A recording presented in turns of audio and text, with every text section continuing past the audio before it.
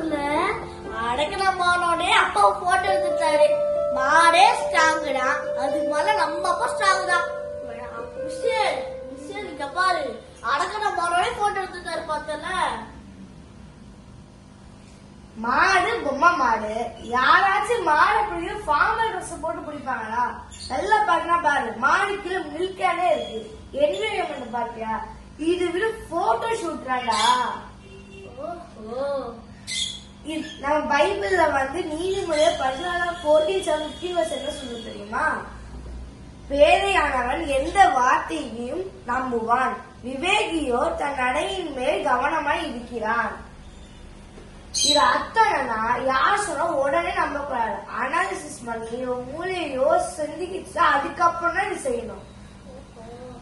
அச்சோ, என்னடா ஆச்சு? நான் மாட்டு அடிக்க